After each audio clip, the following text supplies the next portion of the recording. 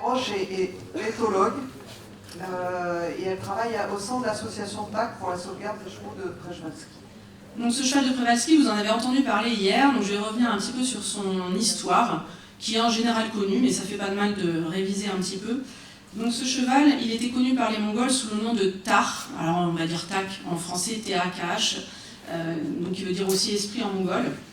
Et c'est qu'en 1881 qu'il a obtenu son nom à coucher dehors, parce qu'un général russe d'origine polonaise, le colonel Nikolai Przewalski, a découvert, enfin ramené une peau de ce cheval au Muséum d'histoire naturelle de Saint-Pétersbourg, et le biologiste Polyakov a identifié que c'était une nouvelle espèce, et donc lui a donné à ce titre, donc une espèce, on va dire, nouvelle dans le sens où les Occidentaux ne l'avaient jamais décrite et donc référencée, et donc il lui a attribué un nom en latin, comme ça se fait dans la classification biologique de Linné, d'où le nom Equus Przewalski, pour rendre hommage à son découvreur. Mais il y a d'autres animaux, il y a une gazelle qui s'appelle la gazelle de Przewalski aussi, donc voilà, il n'est pas le seul héritier de ce nom qui fait gagner au Scrabble.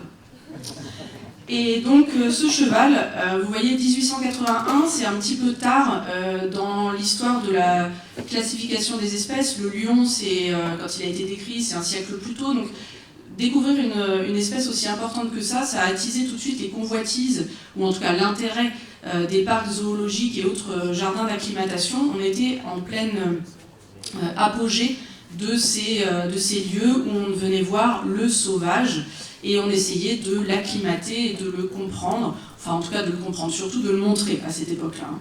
Et donc il y a eu des campagnes de capture qui ont été organisées par voilà, des spécialistes dans l'approvisionnement des zoos et des cirques, à cette époque-là, la famille Hagenbeck. Et donc entre 1897 et 1903, il y a eu plusieurs campagnes de capture, en gros une par an, qui consistaient à capturer des poulains et à les acheminer ensuite vers les parcs les zoos qui en demandaient. Et donc, ça c'est bien documenté, hein, il y a des archives là-dessus. Donc ces chevaux sont arrivés dans les zoos. Ensuite, en fait, assez rapidement, on a constaté que ce cheval se raréfiait. Les campagnes de capture d'ailleurs rapportent que c'est de plus en plus difficile de trouver ces chevaux en Mongolie et en Chine. Et donc, en 1970, il est déclaré disparu à l'état sauvage. Il survit en captivité, donc dans les fameux zoos, et on a rapporté qu'il y a 53 individus qui ont été capturés et qui sont parvenus jusque dans les zoos, mais seulement 12 ont contribué à la diversité génétique actuelle. Alors après, on peut discuter de ces 12 parce qu'il y a aussi un hybride entre une jument domestique mongole et un cheval de Przewalski, il y a un goulot d'étranglement génétique après la Seconde Guerre mondiale, mais bref, vous voyez que la base génétique est très très étroite, et donc il n'y a finalement pas beaucoup de chevaux qui ont contribué à la survie de l'espèce qui nous est parvenue jusqu'aujourd'hui. Et assez rapidement, les zoos s'organisent et constituent un livret généalogique qu'on appelle donc un studbook pour tous les chevaux de Przewalski du monde, et ça permet d'optimiser les échanges entre les différents sites pour essayer justement de diversifier les croisements et éviter les croisements trop consanguins, même si évidemment la consanguinité est forcément présente. Et puis dans les années 1980, émerge l'idée de réintroduire ce cheval dans son milieu vital d'origine, qui est la Mongolie et les confins de la Chine. Et donc en 1989 arrivent les premiers chevaux de Przewalski en Chine, où ils sont lâchés dans des grands enclos. Ensuite, il y a 3 projets qui s'implantent en Mongolie. Donc vous voyez les petits chiffres, donc il y a le petit chiffre 1 là pour la Chine. En petit 2, près du désert de Gobi, c'est le projet de Tarhintal, où vous avez des chevaux donc, qui arrivent là. Donc ce site existe toujours, hein, il est toujours actif avec environ 300 chevaux présents. Le site près d'Oulan-Bator, donc le petit 3, qui est celui que tout le monde peut visiter aujourd'hui, qui est assez facile d'accès parce qu'il y a 1 heure de route goudronnée de la capitale. Et l'association TAC, nous, on a réintroduit des chevaux au point numéro 7, vous voyez, à l'ouest de la Mongolie. En 2004 et 2005, on a 22 chevaux qui, de France, sont allés sur ce site où aujourd'hui, ils sont à peu près 170. En 2023, les effectifs mondiaux, donc d'après le studbook, rapportent 3100 chevaux répartis dans le monde. Et ces chevaux se répartissent dans les parcs zoologiques. Donc vous pouvez en trouver par exemple en France, à Thoiry, même au Jardin des Plantes à Paris. Vous avez aussi au parc de Sainte-Croix en Lorraine, enfin il y a différents endroits où vous pouvez voir des chevaux de Przewalski. Et par exemple à l'association TAC, nous on est sur un enclos, enfin 2 enclos de 200 hectares, donc on a 400 hectares avec 34 chevaux actuellement. Et sinon on a 800 chevaux qui sont répartis sur les sites de réintroduction en Mongolie et quelques centaines en Chine. Donc ça c'est, on va dire, l'histoire assez classique, connue plus ou moins du cheval de Przewalski, avec cet aboutissement, la réintroduction qui fonctionne. Et en 2018, il arrive un truc assez inattendu, qui secoue le monde de la conservation du cheval de Przewalski. En 2018, il y a l'article mené notamment par Ludovic Orlando et Alan Outram, qui révèle que ce cheval, qu'on disait sauvage jusque-là, a eu des accointances avec les humains. Alors là, c'est de la faute de Ludovic. Donc là, c'est un gros coup de semonce, enfin un choc pour la communauté de la conservation. Pourquoi ? Eh bien parce que le statut de protection de cet animal sauvage, par exemple dans les textes de l'Union internationale de conservation de la nature, ça repose sur un mot. C'est qu'on ne protège que des animaux qui sont sauvages. Et les féraux, les domestiques retournés à l'état sauvage, eh ben, ils n'ont pas droit à ce statut de protection. Et donc là, en fait, ce qui était remis en cause, c'était potentiellement la possibilité de sauvegarder cette espèce, d'avoir des financements, enfin voilà, tout un truc avec cette histoire que je viens de vous présenter derrière. Et donc là, voilà, il y a eu des discussions autour de cet article, et notamment, moi, donc, travaillant à l'association TAC sur la conservation de ce cheval, on en a beaucoup parlé, ça a été assez houleux aussi sur ce travail, du coup les résultats ont été contestés, mais le travail scientifique était correctement mené, et en fait cette discussion de la part des conservateurs du cheval de Przewalski était plutôt, je pense, une réaction de peur par rapport à la perte de statut de ce cheval-là. Alors on a discuté, donc moi j'ai discuté avec Ludovic Orlando et on a réfléchi à cette histoire-là. Et en fait je me suis rendu compte aussi que ce cheval de Przewalski, il s'est invité là où on ne l'attendait pas. Et c'était pas la première fois. Et ce cheval-là, en fait, dans cette étude de 2018, quand même, il faut rappeler que Ludovic et ses collègues ne cherchaient pas le cheval de Przewalski. Il s'est invité par hasard. Par hasard, il cherchait, et vous vous souvenez, il cherchait l'origine du cheval domestique actuel. Et puis là, pouf, il tombe sur le cheval de Przewalski, qui en plus ne mène pas à notre cheval domestique actuel. Donc bravo, il s'était invité là, et donc bon, ok, on en fait quoi ? On en fait un article, certes, mais la question à laquelle il souhaitait répondre, il a fallu mener d'autres recherches, et ça a donné du fil à retordre à ses équipes pendant quelques années. Donc ce cheval de Przewalski s'était invité là, mais pas que là. En fait, quand on l'a, entre guillemets, découvert en 1881, on a dit c'est une nouvelle espèce. Ok, une nouvelle espèce, mais parmi les critères, probablement vous le savez, vous avez appris ça à l'école, quand on parle d'une espèce, elle ne peut pas se croiser avec une autre.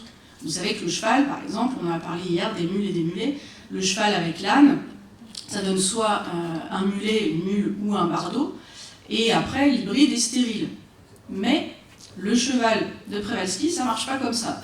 Le cheval de Przewalski, on a dit c'est une espèce, ok, mais quand il se croise avec le cheval domestique, ça donne des hybrides fertiles.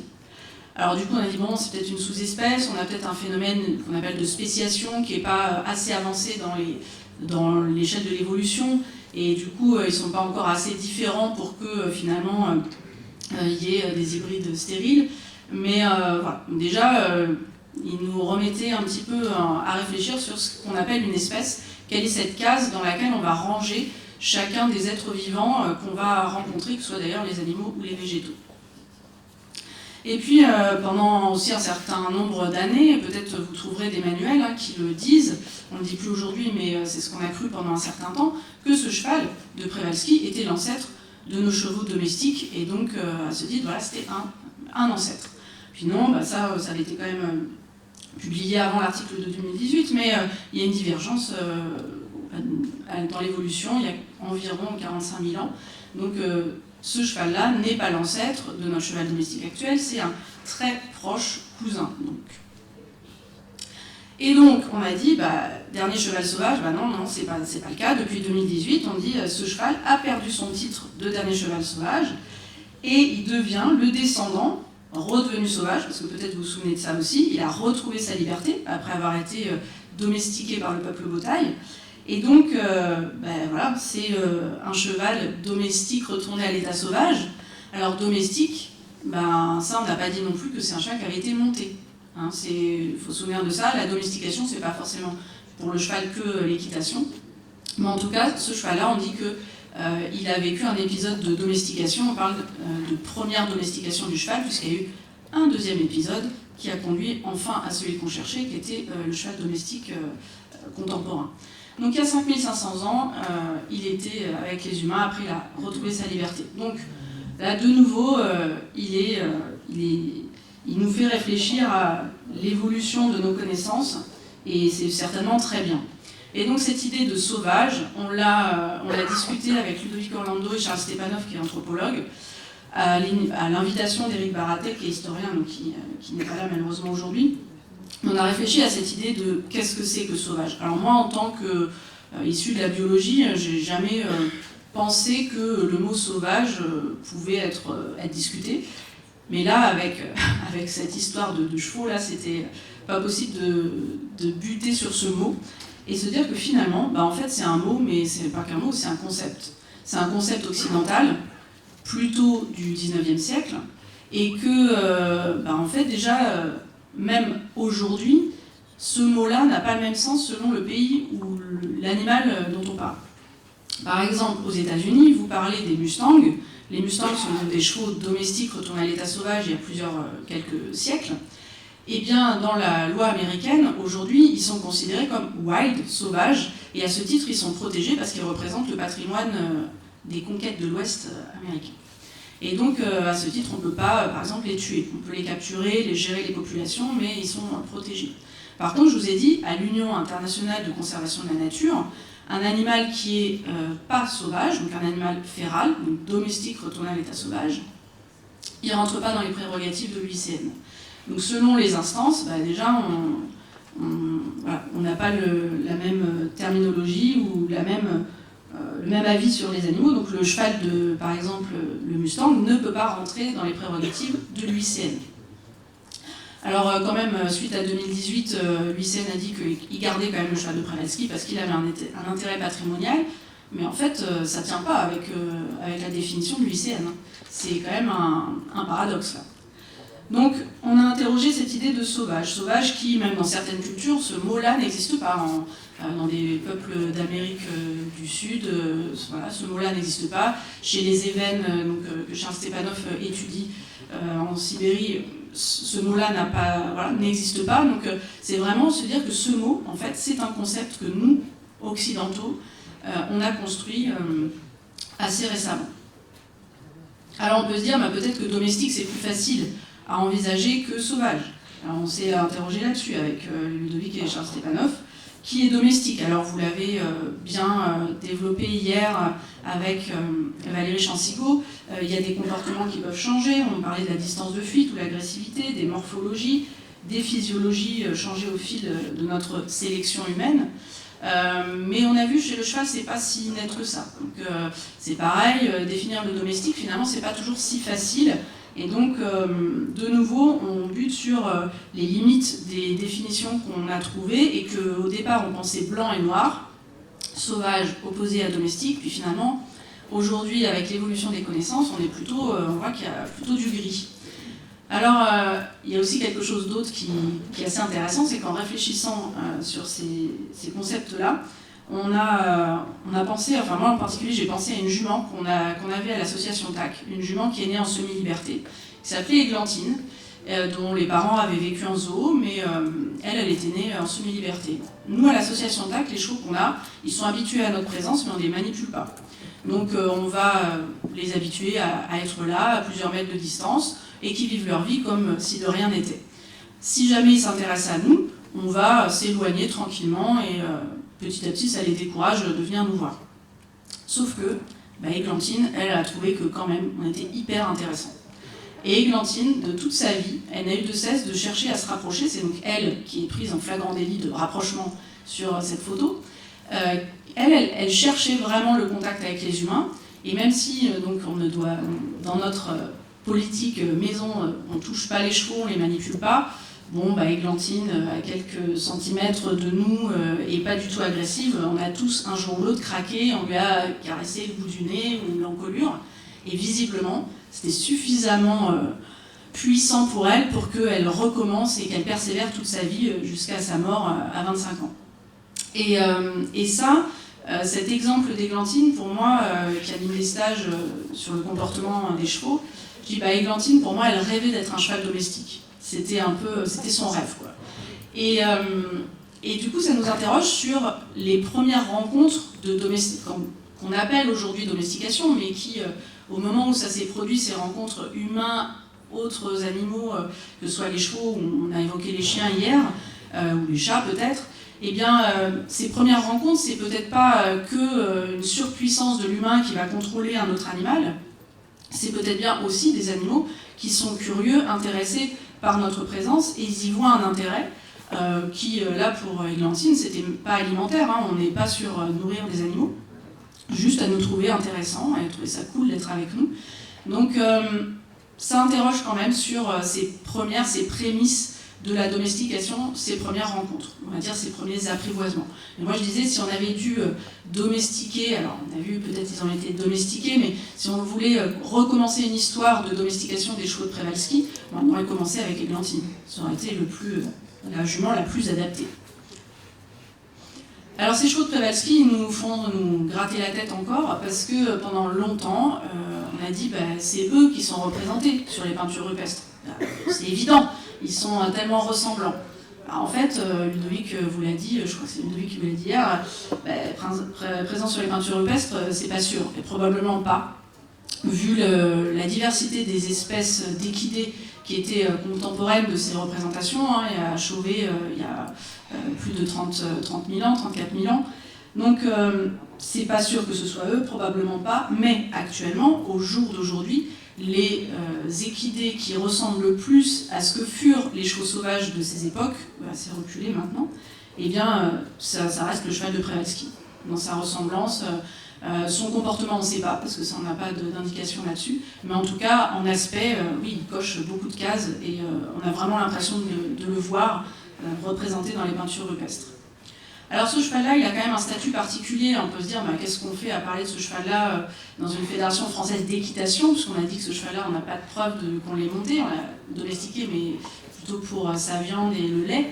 Eh bien, ce cheval-là, c'est donc un cheval, donc j'ai dit, qui est sauvage, et à ce titre, il est géré comme une espèce sauvage, donc à l'UICN. Il fait partie des espèces donc, en danger, il fait partie de la liste rouge, la Red List, et il a d'ailleurs régressé, donc ça c'est une bonne nouvelle, de éteint à l'état sauvage à en danger aujourd'hui. Et il fait aussi partie de la Convention de Washington, les fameuses CITES, dont font partie les rhinocéros, les éléphants, tous ces animaux, dont on ne peut faire le commerce. Vous savez que le commerce de l'ivoire est interdit, voilà. Mais le commerce donc, des chevaux de Przewalski est interdit aussi. Et pareil, vous ne pouvez pas commercer des crins de chevaux de Przewalski, c'est interdit, c'est une espèce donc à ce titre protégée. Et donc ça amène à des gestions assez particulières qui ne sont pas celles des chevaux domestiques. Et du coup, on le gère plutôt comme un grand herbivore. Et il est géré aussi pour lui-même, pour la sauvegarde donc, de ce patrimoine ancien et assez particulier, on l'a vu, puisque il est un vestige quand même du passé. Donc on sauvegarde cette espèce et aussi on l'emploie comme grand herbivore pour entretenir des espaces naturels, pour sensibiliser aussi à la conservation, à la protection de la nature. Parce que un cheval, même si voilà, c'est pas un pur sang arabe avec la crinière au vent, eh bien un cheval ça a une cote de sympathie qui est pas du tout négligeable, comme la baleine peut l'avoir ou le panda du WWF. Ces animaux, et on retombe sur ce qu'a dit Valérie Chancigo hier, probablement du fait d'une proximité dans notre évolution avec ce mammifère comme nous, eh bien ça attire la sympathie et ça amène à être attentif Et du coup, on peut envisager de protéger des petites souris, des araignées, des insectes et des végétaux, alors que si on parlait d'emblée de ces espèces-là, probablement on attirerait moins d'adhésion. Donc on parle d'une espèce porte-drapeau ou espèce étendard. Donc le cheval de Przewalski sert bien cette cause-là. Et puis pour moi, ce qui me concerne, ce qui m'intéresse beaucoup, c'est le comportement de ces chevaux, qui est très semblable, quasiment identique à celui de nos chevaux domestiques, à part qu'on ne les fait pas vivre dans les mêmes conditions. Mais du coup, c'est un formidable outil vivant pour parler du comportement des chevaux, de l'évolution, d'évoquer tous les sujets que je viens d'évoquer, notamment la domestication. On parle de bien-être, on peut parler des conditions de vie domestique et voir quelles sont les contraintes de la vie domestique, mais aussi les contraintes de la vie à l'état naturel, et que la vie à l'état naturel, c'est pas la panacée, il y a aussi des contraintes fortes et des espérances de vie qui peuvent être bien plus basses. Et puis, ce qui est très intéressant, nous, dans notre contexte à l'association TAC, on les fait vivre dans des conditions, on va dire, semi-naturelles, c'est-à-dire qu'on ne va pas intervenir sur le choix des reproducteurs. Donc il y a un développement social spontané, qui fait que les jeunes vont grandir, quitter leur groupe familial, avoir une adolescence qui gère eux-mêmes, et après constituer leurs groupes familiaux comme eux l'entendent. Et ça, c'est assez unique en Europe, parce qu'on suit nos chevaux, on les connaît individuellement, donc on a aussi leurs histoires de vie. Donc on peut vraiment parler de développement social et de la richesse et la complexité des liens sociaux. Et aussi du fait de ce suivi longitudinal sur toute la vie d'un individu, des histoires individuelles. Et donc on apprend à connaître des personnalités équines qui sont cette fois vraiment, contrairement à nos chevaux domestiques, complètement dénués d'influence humaine, dans le sens on les manipule pas, donc ils vivent pour eux-mêmes et par eux-mêmes. Et donc on a des histoires individuelles que moi j'ai vraiment plaisir à raconter, comme je vous ai parlé un petit peu d'églantine, mais voilà, on a tous nos chevaux, on connaît leurs histoires. Et ça c'est assez riche, parce que la personnalité équine, même si elle est étudiée en éthologie aujourd'hui, elle est reliée à l'utilisation dans le domaine de l'équitation. Et puis, Alan nous a même présenté les techniques hier de voyage dans le passé. Eh bien, ces chevaux, ils continuent à nous enseigner des choses, à nous empêcher de penser en rond. Ils éclairent le passé par leurs ossements qu'on conserve. Alors, on conserve en particulier les crânes de nos chevaux morts et quelques os longs. Et donc, ça nous permet de proposer aux chercheurs des outils, un panel d'une population référente pour comparer à des ossements plus anciens. Et donc, par exemple, les analyses, quand on a parlé des analyses isotopiques pour voir les régimes alimentaires, etc., et bien avoir des bases de référence qu'on peut comparer, donc des vestiges archéologiques qu'on va comparer à des populations actuelles, nous, nos chevaux, ils peuvent permettre ça. Parce que comme ce n'est pas des chevaux qu'on a nourris ou montés, il y a des éléments très intéressants qu'on peut tirer de leurs restes. Et on a donc des projets de recherche, justement, dans lesquels les généticiens, les archéozoologues, les archéologues sont impliqués. Et puis finalement, ils nous font rêver aussi par tous ces voyages dans le temps, tous ces questionnements qui nous amènent. Et les cavaliers, pour côtoyer ce public-là, sont très intéressés, même si en effet ce ne sont pas des chevaux qu'on monte. Et ils permettent de penser nos relations aux vivants et à nos chevaux qu'on côtoie de plus près. Donc globalement, c'est une espèce, ces chevaux de Przewalski, qui nous sensibilisent à l'évolution des sciences, qui nous permettent d'interroger des concepts. Donc j'ai parlé de sauvage, domestique, on pourrait interroger aussi celui de nature, qui est un concept de notre société contemporaine. Ils sensibilisent aussi à la protection des milieux. Ils vont nous permettre d'améliorer notre compréhension des chevaux. Et globalement, ils nous permettent de repenser notre place dans le vivant. Et là, dans cette présentation, ce que j'ai essayé de faire, c'est de vous montrer que ces chevaux, ils nous font faire des choses. Ils nous mobilisent, même si ce n'est pas intentionnel.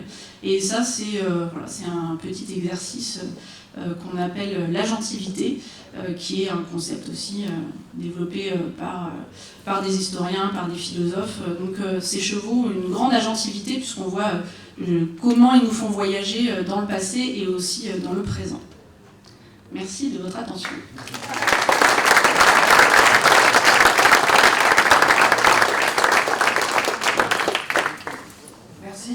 Merci beaucoup pour cette intervention. Même règle, 5 minutes, questions-réponses comprises. Très vite, j'imagine que vous avez déjà répondu dans votre dernière diapo, mais je suis là. Voilà. Merci. Donc, ça m'évoque beaucoup les travaux actuels un peu en anthropologie de la nature, ce que vous évoquez là avec un petit peu le distinguo nature-culture qui n'est pas assez qui a questionné, etc. Je trouve le sujet passionnant. Je pense que ça pourrait faire l'objet d'un colloque rien. Ce serait vraiment bien. Et on est preneur. Voilà, donc qu'est-ce que vous en pensez? Est-ce que c'est complètement... voilà. Alors qu'est-ce que vous disiez le début, c'était... Le fait d'interroger qu'est-ce qu'on entend par état sauvage, qu'on est sur une relation, qu'on interroge la domestication, le fait de monter sur le cheval ou pas, bref, quelle est la place finalement de nos conventions aussi, puisque c'est par convention, on décide que telle espèce n'existe pas, alors que c'est finalement qu'elle n'est pas dans le registre, que c'est pas un état sauvage parce qu'on a décidé que l'état sauvage c'est ça. Il y a aussi beaucoup de conventions, on va dire culturelles, entre guillemets, mais la nature s'invite pour réinterroger la façon dont on le pense. Et pour moi, dans ce que j'en comprends, c'est que du coup ça invite à raisonner sur comment on pense notre société, notre politique globalement, etc. Donc ça me fait faire plein de ponts. Est-ce que, voilà, j'aimerais bien voir un peu votre avis, même si on n'a pas le temps, ça... Oui, mais moi c'est comme ça qu'aujourd'hui je le présente, c'est-à-dire que pendant longtemps le cheval de Przewalski c'était facile, c'était une espèce menacée d'extinction et réintroduction, et puis voilà. Mais maintenant c'est fait, et en plus il y en a qui ont mis le pied dans le plat en disant qu'il n'était pas sauvage. Donc merci. Mais merci, oui, dans le sens où ça donne un nouvel élan sur... Enfin voilà, ça ouvre d'autres portes et peut-être une richesse bien plus grande que limiter et nous remettre à ce rôle de sauveur de la biodiversité, alors que voilà, on est responsable, etc. Donc je pense que là, justement, ça nous remet à notre place plus modestement que ce qu'on a fait pendant un certain temps. Est-ce que je peux vous poser une question sur la gestion de vos pâtures? Merci. Est-ce que les pâtures, vous faites quelque chose? Parce qu'on est confrontés, nous, dans nos centres équestres, au fait que nos chevaux, nos poneys vieillissent. On a en Bretagne notamment suffisamment de terrain pour leur assurer, bien sûr, de vivre jusqu'à la fin de leur vie. Je vois que Églantine, elle est morte à 25 ans. Nous, on a beaucoup de nos poneys qui ont encore 25 ans dans nos clubs. Est-ce que vous êtes confrontés au problème de la fourbure? Alors nous, la fourbure... Voilà, parce que je vois, ils sont pas maigres, quand même. Non. C'est des chevaux qui sont bien ronds. Oui. Voilà. Donc non, on n'a pas de problème de fourbure. Dans certains parcs, par exemple, je sais qu'aux Pays-Bas, il y a eu des soucis comme ça. Dans certaines zones, il peut y avoir des fourbures. Après, on ne fait pas non plus... vous savez que les fourbures, c'est pas juste le cheval qui voudrait plus avancer, enfin, c'est le stade un peu ultime. Il y a eu des études qui ont montré, quand on fait des radiographies des pieds, que sur certains endroits, pas chez nous, mais que les chevaux peuvent être limite quand même sur des stades qu'on appellerait fourbure chez les chevaux domestiques. Donc fourbure, non. Ensuite, sur le pâturage, on a 2 enclos qui font chacun 200 hectares. Et ils ont accès qu'à un seul des 2. Donc on fait une rotation, on coupe l'eau dans l'enclos et du coup ils ont envie d'aller boire et ils vont dans l'autre enclos et on ferme. On fait une rotation tous les 6 mois entre les 2 enclos. La gestion du parasitisme, puisqu'il y avait une question aussi sur les vermifuges, donc ils ne sont pas vermifugés, mais on a un suivi là, avec un laboratoire suisse des coprologies d'un certain nombre d'individus depuis 4 ans maintenant. Et puis par le passé on l'avait fait. On a des chevaux parasités à des seuils, donc avec les mêmes parasites que nos chevaux domestiques, à des seuils élevés, c'est-à-dire que nous on les vermifugerait si on avait ça chez nos chevaux domestiques, et ils se portent bien, c'est-à-dire qu'en termes de conditions corporelles qu'on note toutes les semaines, ils sont en bon état. Et ils font pas spécialement de coliques, alors peut-être il y en a qui passent sous les radars, mais en tout cas ils ne meurent pas du parasitisme digestif. Et l'autre question, c'était... on ne sait pas non plus si notre rotation de pâture permet de diminuer le parasitisme ou pas. Ça, on ne l'a pas encore évalué clairement. Mais bon, on essaye de se renseigner là-dessus. Et nos chevaux, ils vivent le maximum qu'on ait eu. C'est une jument qui a vécu jusqu'à 27 ans. Et c'est une jument qui était née en zoo, qui est arrivée à 2 ans et demi, 3 ans. Donc là, on est sur la fin de la première génération, comme celle d'Églantine, ou de Stipa qui est morte pareil dans sa 25e année. Là on a encore une jument qui a Salvia, elle a 26 ans. C'est assez rare qu'on dépasse ça. Par contre, en zoo, il y a des Przewalski qui dépassent les 30 ans. Mais on les aide pour manger, notamment. Et nous, on voit bien sur les tables dentaires, puisqu'on récupère les crânes, que les tables dentaires vont être arasées et du coup certainement moins efficaces pour le broyage. Il y a des dents chez les étalons qui sont fracturées. Donc quand l'herbe devient rase, ça devient compliqué sans incisive ou avec peu d'incisive de prélever de quoi manger. Et puis les problèmes dentaires, et ça pour moi j'ai pas pour le coup de population référente pour comparer. Il y a des surdents, oui, il y a plein de surdents. Il n'y a pas que des surdents, il y a vraiment des gros éperons dentaires là qu'on peut voir, mais sur des chevaux d'âge déjà. Quand je dis d'âge, c'est 15 ans et plus, oui, il y a ça. Donc petit à petit, ça les met en difficulté pour assimiler le fourrage, donc l'herbe correctement, et du coup peut-être que ça hypothèque quand même leur longévité. Donc voilà, mais c'est valable chez les chevaux domestiques retournés à l'état sauvage comme les Mustangs par exemple. Mais on n'étudie pas ça. Chez les Mustangs par exemple, personne ne ramasse les crânes et ne regarde. Les réponses courtes, plus que 2 questions et des réponses courtes s'il te plaît. Alors c'est ça qui est rigolo parce que je crois que Ludovic, hier, tu l'as pas dit, je crois pour les Przewalski, justement eux c'est ça qui est assez rigolo, c'est que ces gènes qui sont modifiés chez notre cheval domestique actuel, et vous prenez les ancêtres d'Otay il y a 5500 ans et vous prenez les chevaux de Przewalski aujourd'hui, ces gènes-là ils ne sont pas modifiés. Donc ça c'est assez rigolo de se dire en fait ça se trouve c'était pas des si bons candidats que ça, et c'est peut-être aussi pour ça que ça a été abandonné. Parce que, voilà. Mais en tout cas, oui, génétiquement, ces gènes-là sont comme ceux de leurs ancêtres. C'était court. Dernière question de Ludovic et réponse courte. Simplement, je t'ai été demandé, on a parlé d'espérance de vie. Est-ce que, puisque j'imagine il y a des pédigrés sur la population à la fois mongole et française, est-ce que vous avez mesuré l'intervalle intergénérationnel depuis le début de l'expérience jusqu'à aujourd'hui, et est-ce que les femelles sont mises à la reproduction naturellement plus tard en fait? Non, on ne l'a pas fait. Il faudrait demander à mon collègue Florian, parce que je pense que ça on pourrait tout à fait le calculer, puisqu'on a en effet tout ça. Et ce serait hyper intéressant en effet par rapport à la réflexion que tu avais hier sur l'accélération. Donc ça serait assez intéressant. Ouais. Mais je me demande s'il n'y avait pas eu un article là-dessus qui justement par rapport aux chevaux qui sont féraux et qui se démultiplient très rapidement et deviennent même des espèces considérées comme invasives, par exemple le brambis en Australie. Le cheval de Przewalski, j'ai pas l'impression que ce soit le cas, mais ce serait à vérifier et à regarder. Merci Hélène, on peut l'applaudir.